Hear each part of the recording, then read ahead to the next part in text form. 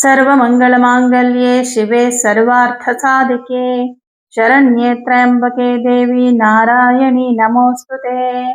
ॐ ह्रीं दुं दुर्गाये नमः। ॐ ಶ್ರೀ ಗುರುಭ್ಯೋ ನಮಃ. ನಮ್ಮ ಯೂಟ್ಯೂಬ್ ವಾಹಿನಿಯ ಸಮಸ್ತ ವೀಕ್ಷಕರಿಗೆ ನಿಮ್ಮ ನೇತ್ರಾವತಿ ಮಾಡುವ ನಮಸ್ಕಾರಗಳು. ಮಾಸ ಭವಿಷ್ಯ ಕಾರ್ಯಕ್ರಮಕ್ಕೆ ನಿಮ್ಮೆಲ್ಲರಿಗೂ ಆತ್ಮೀಯವಾದ ಸ್ವಾಗತ. ವೀಕ್ಷಕರೇ, ಮೇ ತಿಂಗಳಿನಲ್ಲಿ 12 ರಾಶಿಗಳ ಒಂದು ಮಾಸ ಭವಿಷ್ಯ ಹೇಗಿದೆ, ಯಾವ ಯಾವ ಗ್ರಹಗಳು ಯಾವ ರೀತಿಯ ಪ್ರಭಾವವನ್ನು ಉಂಟು ಮಾಡ್ತಿದ್ದಾರೆ ಅನ್ನೋದನ್ನ ಈಗ ನೋಡೋಣ. ಸಿಂಹರಾಶಿಯವರಿಗೆ ನಿಮ್ಮ ರಾಶ್ಯಾಧಿಪತಿಯಾದಂತಹ ರವಿಗ್ರಹ ಭಾಗ್ಯ ಸ್ಥಾನದಲ್ಲಿ ಸ್ಥಿತನಾಗಿದ್ದಾನೆ. ಸಿಂಹರಾಶಿಯವರಿಗೆ ಅಷ್ಟಮದಲ್ಲಿ ತುಂಬಾ ಗ್ರಹಗಳಿದ್ರು ಹೋದ ತಿಂಗಳು ಏಪ್ರಿಲ್ ಮಾರ್ಚ್ ಅಲ್ಲೆಲ್ಲ.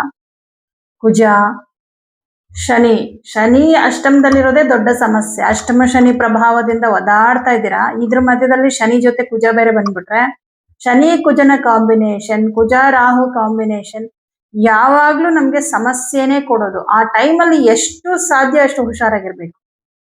ಯಾವ ತರ ಬೇಕಾದ್ರೂ ಪ್ರಾಬ್ಲಮ್ ಬರ್ಬೋದು ಸಡನ್ ಆಗಿ. ಈ ತರ ಒಂದಿಷ್ಟು ಸಮಸ್ಯೆಗಳು. ಬುಧ ಕೂಡ ಅಷ್ಟಮದಲ್ಲೇ ಇದ್ದಿದ್ರಿಂದ ಎಲ್ಲಾ ಪ್ರಾಬ್ಲಮ್ಗಳೇ ಇತ್ತು. ಏಪ್ರಿಲ್ ತಿಂಗಳಲ್ಲಿ ಕೆಲಸ ಕಾರ್ಯಗಳೆಲ್ಲ ಅರ್ಧಕ್ಕೆ ನಿಂತಿತ್ತು. ಕೆಲಸಗಳು ಮಾಡಕ್ ಮನ್ಸಿಲ್ಲ, ಆರೋಗ್ಯದಲ್ಲಿ ಸ್ವಲ್ಪ ತೊಂದರೆಗಳು, ಈ ತರ ಒಂದಿಷ್ಟು ಸಮಸ್ಯೆಗಳು. ಆದ್ರೆ ಈ ತಿಂಗಳಲ್ಲಿ ರವಿ ಗ್ರಹ ಭಾಗ್ಯ ಸ್ಥಾನದಲ್ಲಿರ್ತಾನೆ. ಮೇಷದಲ್ಲಿ ಉಚ್ಚ ಕ್ಷೇತ್ರದಲ್ಲಿ ರವಿ ಸ್ಥಿತನಾಗಿರ್ತಾನೆ. ಹಾಗೆ ಮೇಷ ರಾಶ್ಯಾಧಿಪತಿಯಾದ ಮಂಗಳ ಕೂಡ ಮೇಷದಲ್ಲೇ ಸ್ಥಿತನಾಗಿರ್ತಾನೆ. ಅಂದ್ರೆ 9ನೇ ಮನೆಯಲ್ಲಿ ರವಿ ಮತ್ತು ಮಂಗಳ. ಹಾಗೆ ಬುಧ ಕೂಡ ಧನಾಧಿಪತಿ, ಮೇನ್ ಆಗಿ ಅದು ತುಂಬಾ ಇಂಪಾರ್ಟೆಂಟ್, ಧನ ಮತ್ತು ಲಾಭಾಧಿಪತಿ. ಈ 3 ಗ್ರಹಗಳು 9ನೇ ಮನೆಯಲ್ಲಿ, ಅಂದ್ರೆ ಅದೃಷ್ಟ ಸ್ಥಾನ ಅಂತ ಹೇಳ್ತೀವಿ. 9ನೇ ಮನೆ ಭಾಗ್ಯ ಸ್ಥಾನ, ಅದೃಷ್ಟ ಸ್ಥಾನ ಅಂತ ಹೇಳ್ತಾರೆ. ಈ 9ನೇ ಮನೇಲಿ ಇರೋದ್ರಿಂದ ಮುಖ್ಯವಾಗಿ ಕೆಲಸಗಳು ಯಾವ್ದೆಲ್ಲ ಅರ್ಧಕ್ಕೆ ನಿಂತು ಹೋಗಿತ್ತು ಸಿಂಹರಾಶಿಯವರಿಗೆ, ಅದೆಲ್ಲ ಮತ್ತೆ ಮುಂದುವರಿಯುತ್ತೆ. ಕೆಲವು ಕೆಲಸಗಳು ಕಂಪ್ಲೀಟ್ ಕೂಡ ಆಗತ್ತೆ. ಯಾಕಂದ್ರೆ ಇಲ್ಲಿ ರವಿ ಕುಜ ಒಂದೇ ಮನೇಲಿ ಇದ್ರು ಅಂದ್ರೆ ನಿಮ್ಮ ಮನೋಬಲ, ಆತ್ಮಬಲ, ಬುದ್ಧಿಬಲ ಎಲ್ಲವೂ ಜಾಸ್ತಿ ಆಗತ್ತೆ. ಒಂಥರ ಆತಂಕ, ಭಯ ಎಲ್ಲ ಬಿಟ್ಟು ಒಂದ್ ರೀತಿ ಒಂದು ಹೊಸ ಬದುಕು, ಅಂದ್ರೆ ಹೊಸ ರೀತಿಯಲ್ಲಿ ಬದಲಾವಣೆ ಆಗತ್ತೆ. ಒಂದು ಬದಲಾವಣೆ ನಿಮ್ಮ ಮನಸ್ಥಿತಿಯಲ್ಲ ಆಗತ್ತೆ. ಹಾಗಾಗಿ ಕೆಲಸಗಳು ಕಂಪ್ಲೀಟ್ ಆಗುತ್ತೆ. ಕೆಲವು ಕೆಲಸಗಳು ಮುಂದುವರಿತಾ ಹೋಗುತ್ತೆ. ಹಾಗೆ ಸ್ವಲ್ಪ ಬ್ಯುಸಿ ಆಗ್ತೀರಾ, ನಿಮ್ಮ ಒಂದು ಕೆಲಸ ಕಾರ್ಯಗಳಲ್ಲಿ ಬ್ಯುಸಿ ಆಗ್ತೀರಾ. ಅನಾರೋಗ್ಯ ಸಮಸ್ಯೆಗಳು ಏನೇನಿತ್ತು ನಿವಾರಣೆ ಆಗತ್ತೆ.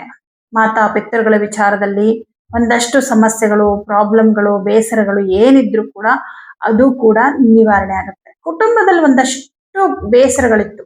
ಯಾಕೆಂದ್ರೆ ಅಷ್ಟಮ ಶನಿ ನೋಡೋದೇ ಕುಟುಂಬವನ್ನ, ಕುಟುಂಬಕ್ಕೆ ದುಃಖವನ್ನ ಕೊಡ್ತಾನೆ ಅಷ್ಟಮ ಶನಿ.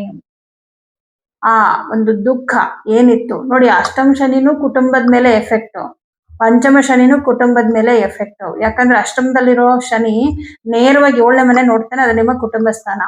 ಪಂಚಮ ಶನಿಗೆ ವಿಶೇಷವಾದ ಒಂದು 10ನೇ ಮನೆ ಮೇಲೆ ದೃಷ್ಟಿ ಇರುತ್ತೆ. ಈಗ ಪಂಚಮಕ್ಕೆ ಬಂದಿರುವಂತ ಶನಿ 2ನೇ ಮನೆ ನೋಡ್ತಾನೆ, ಯಾಕಂದ್ರೆ ಅದು ಅವನಿಗೆ 10ನೇ ಮನೆ ಆಗಿರುತ್ತೆ. ಏನಾಗುತ್ತೆ, ಕುಟುಂಬದಲ್ಲಿ ಒಂಥರ ದುಃಖಗಳು, ಇಷ್ಟವಾದವ್ರು ದೂರ ಆಗೋದು, ಮನಸ್ತಾಪಗಳು.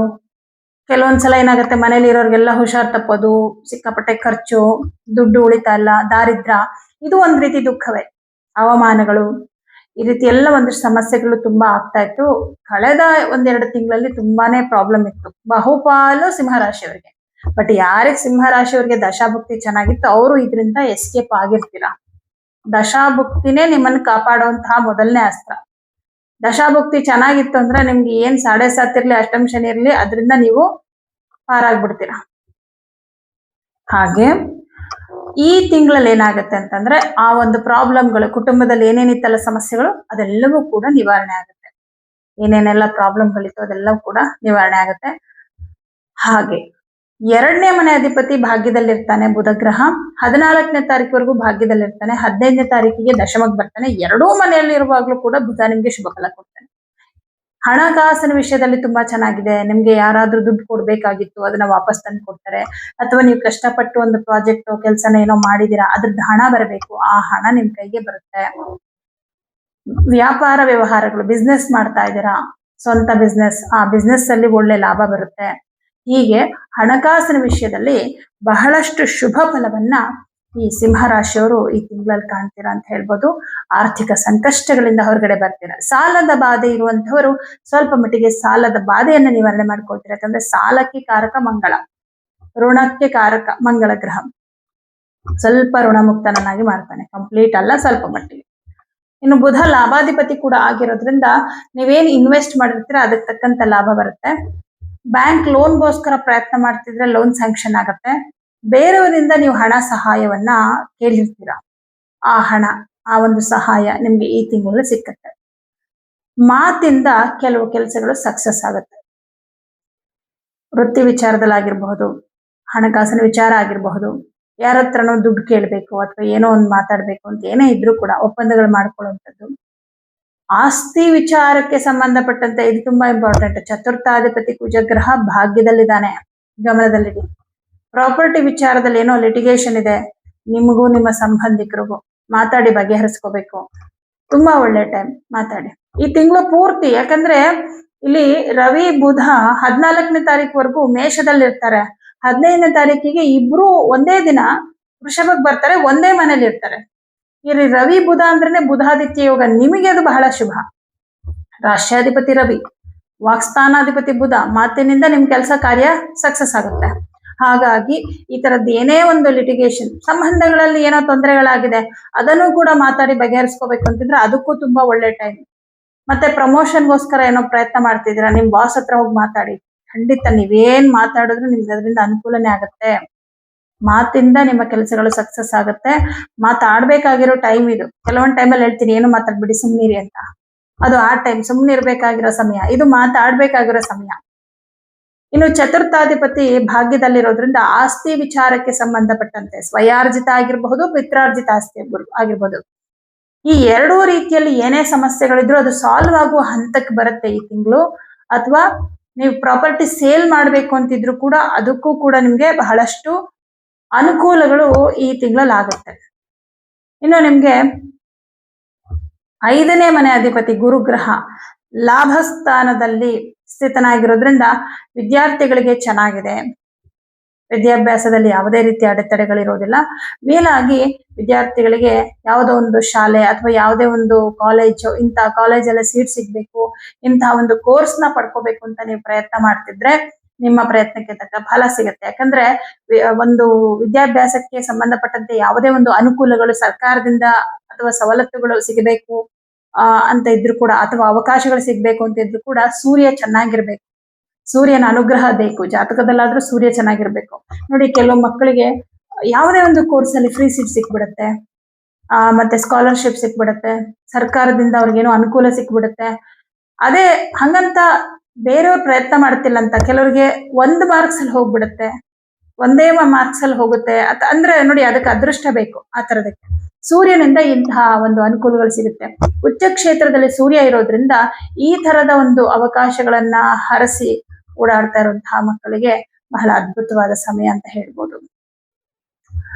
ದೊಡ್ಡ ದೊಡ್ಡ ವಿದ್ಯಾಭ್ಯಾಸ ಅಂದ್ರೆ IAS ಈ ತರದ್ದೆಲ್ಲ, ಈ ತರ ಕಾಂಪಿಟೇಟಿವ್ ಎಕ್ಸಾಮ್ಗಳಿಗೆ ಪ್ರಿಪೇರ್ ಆಗ್ತಾ ಇರೋರಿಗೆ ಅದ್ಭುತವಾದ ಸಮಯ. ರವಿ ಕುಜ ಒಂದೇ ಮನೇಲಿದ್ದಾರೆ.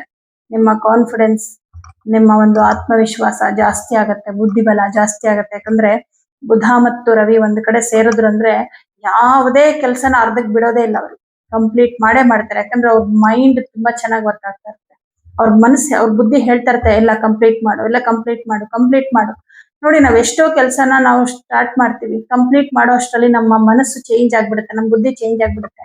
ಬಿಡು, ಇನ್ನೊಂದ್ಸಲ ಮಾಡೋಣ. ಇನ್ನೊಂದು ಕೆಲವೊಂದ್ಸಲ ಏನಾಗುತ್ತೆ, ಆ ಕೆಲಸ ಕಂಪ್ಲೀಟ್ ಆಗುತ್ತೋ ಇಲ್ವೋ ಅಂತಹ ಆತ್ಮವಿಶ್ವಾಸನೇ ಹೊರಟೋಗ್ಬಿಡುತ್ತೆ.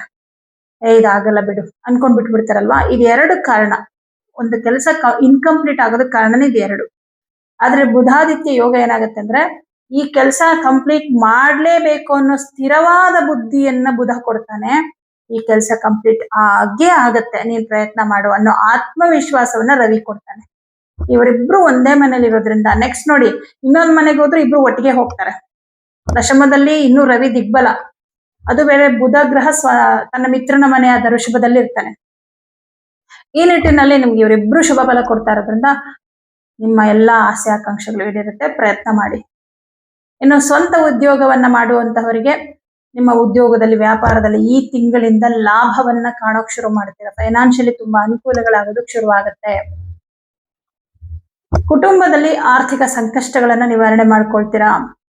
ಸಾಲದ ಬಾಧೆ ಏನಾದ್ರೂ ಇತ್ತು ಅಂದ್ರೆ ಅದನ್ನು ಕೂಡ ನಿವಾರಣೆ ಮಾಡ್ಕೊಳ್ತೀರಾ. ಅಷ್ಟಮಾಧಿಪತಿಯಾದಂತಹ ರವಿ ಗುರುಗ್ರಹ ನಿಮ್ಗೆ ಲಾಭದಲ್ಲಿ ಸ್ಥಿತನಾಗಿದ್ದಾನೆ.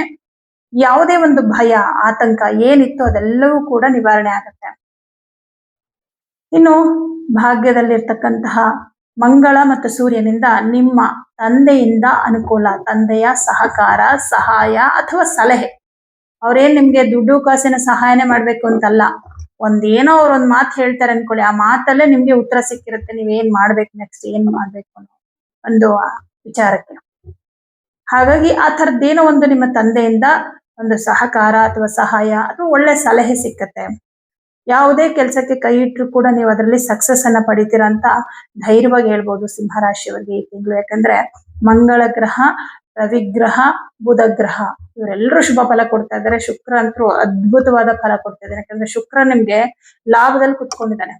ತೃತೀಯ ಭಾವಾಧಿಪತಿ ನೋಡಿ, ನಿಮ್ಮ ಮಿತ್ರರಿಂದ ಲಾಭ, ಮಿತ್ರರ ಸಹಾಯ, ಮಿತ್ರರ ಸಹಕಾರ, ನೀವು ಕೆಲಸ ಮಾಡುವಂತ ಸ್ಥಳದಲ್ಲಿ ನಿಮ್ಮ ಸಹೋದ್ಯೋಗಿಗಳಿಂದ ಅನುಕೂಲ. ಈ ರೀತಿ ಎಲ್ಲಾ ರೀತಿಯಲ್ಲೂ ಕೂಡ ಒಂದ್ ರೀತಿ ನಿಮ್ಗೆ ಶುಭವೇ ಆಗತ್ತೆ ಅಂತ ಹೇಳ್ಬೋದು. ಏನಪ್ಪಾ, ಅಷ್ಟಮ ಶನಿ ಅಂತಾರೆ ಮತ್ತೆ ಶುಭ ಅಂತಾರೆ. ನೋಡಿ, ಅಷ್ಟಮ ಶನಿ ಅಂದ ಕೂಡ್ಲೆ ಎಲ್ಲಾ ಟೈಮಲ್ಲೂ ಕಷ್ಟ ಕೊಡ್ತಾನೆ ಅಂತಲ್ಲ, ನಾನು ಪದೇ ಪದೇ ನಿಮ್ಗೆ ಹೇಳ್ತಾನೆ ಇರ್ತೀನಿ. ಅಷ್ಟಮ ಶನಿ ಬಂದ್ರು ಕೂಡ, ಪಂಚಮ ಶನಿ ಬಂದ್ರು ಕೂಡ, 7.5 ಬಂದ್ರು ಕೂಡ ಗುರುವಿನ ದೃಷ್ಟಿ ಶನಿ ಮೇಲೆ ಬಿದ್ರೆ ನೆಗೆಟಿವ್ ಫಲ ಕಮ್ಮಿ ಆಗತ್ತೆ. ಗುರುವಿನ ಮನೆಯಲ್ಲಿ ಅಥವಾ ನಿಮ್ಮ ಜಾತಕದಲ್ಲಿರೋ ಗುರು ಅದೇ ಮನೇಲಿ ಇದ್ರೂ ಕೂಡ ನಿಮ್ಗೆ ಆ ಒಂದು ಸಮಸ್ಯೆ 80% ವರೆಗೂ ಪ್ರಾಬ್ಲಮ್ ಕಮ್ಮಿ ಆಗತ್ತೆ. ಆ ಶನಿ ಏನಾದ್ರೂ ಗುರು ಜೊತೆ ಇದ್ರೂ ಕೂಡ ನಿಮ್ಗೆ ಆ ಒಂದು ನೆಗೆಟಿವ್ ಫಲ 80% ಕಮ್ಮಿ ಆಗತ್ತೆ. ಅದೇ ರೀತಿ ಪಾಪಗ್ರಹಗಳ ಯುತಿ ಇದ್ರೆ ನಿಮ್ಗೆ ಅದ್ರ ಫಲ ಜಾಸ್ತಿ ಆಗತ್ತೆ, ನೆಗೆಟಿವ್ ಫಲ ಜಾಸ್ತಿ ಆಗತ್ತೆ ಅಂತ. ಇದಾಗಿದ್ದು ಇದೇ ತರನೇ ಮಾರ್ಚ್ ಏಪ್ರಿಲ್ ತಿಂಗಳಲ್ಲಿ ಅವನ ಜೊತೆಗೆ ಇನ್ನೊಂದಿಷ್ಟು ಕ್ರೂರ ಗ್ರಹಗಳಾದಂತಹ ಕುಜ ಮತ್ತೆ ನೀಚ ಬುಧ ಎಲ್ಲ ಸೇರ್ಕೊಂಡಿದ್ರಿಂದ, ಸೂರ್ಯ ಕೂಡ ಸೇರ್ಕೊಂಡಿದ್ರಿಂದ ಒಮ್ಮಿಂದೊಮ್ಮೆಲೆ ಪ್ರಾಬ್ಲಮ್ಗಳು ಈ ಮಾರ್ಚ್ ಮತ್ತೆ ಫೆಬ್ರವರಿ, ಮಾರ್ಚ್, ಏಪ್ರಿಲ್ ತಿಂಗಳಲ್ಲಿ ಸಿಂಹರಾಶಿಯವರಿಗೆ ಬಂದಿದೆ. ಎಲ್ರಿಗೂ ಅಂತ ಹೇಳಲ್ಲ, ಬಹುಪಾಲು ಜನರಿಗೆ. ಆದ್ರೆ ಈ ತಿಂಗಳಲ್ಲಿ ನಿಧಾನವಾಗಿ ಎಲ್ಲಾ ಪ್ರಾಬ್ಲಮ್ನು ಸಾಲ್ವ್ ಮಾಡ್ಕೊಳ್ತಾ ಹೋಗ್ತೀರಾ. ದಿನೇ ದಿನೇ ದಿನೇ ದಿನೇ ಸಮಸ್ಯೆಗಳಿಂದ ಮುಕ್ತರಾಗ್ತಾ ಹೋಗ್ತೀರಾ ಅಂತ ಹೇಳ್ಬೋದು. ಹಾಗಾಗಿ ಸಿಂಹರಾಶಿಯವರಿಗೆ ತುಂಬಾ ಚೆನ್ನಾಗಿದೆ, ಎಲ್ಲಾ ಪ್ರಾಬ್ಲಮ್ಗಳಿಂದ ಹೊರಗಡೆ ಬರ್ತೀರಾ ಅಂತ ಹೇಳ್ಬೋದು. ಈ ತಿಂಗಳು ಸಿಂಹರಾಶಿಯವರಿಗೆ ಬಹಳ ಶುಭದಾಯಕವಾದಂತಹ ತಿಂಗಳು. ಪರಿಹಾರ ಅಂತ ಮಾಡೋದಾದ್ರೆ ಶನಿ ಮಾತ್ರ ಮಾಡ್ಕೊಳ್ಳಿ ಸಾಕು. ಇನ್ನೆಲ್ಲ ಗ್ರಹನು ಶುಭ ಫಲ ಕೊಡ್ತಾ ಇರೋದ್ರಿಂದ ಶನಿಗೆ ಪರಿಹಾರವನ್ನ ಮಾಡ್ಕೊಳ್ಳಿ, ಒಳ್ಳೇದಾಗತ್ತೆ. ಎಲ್ಲರಿಗೂ ಶುಭವಾಗಲಿ.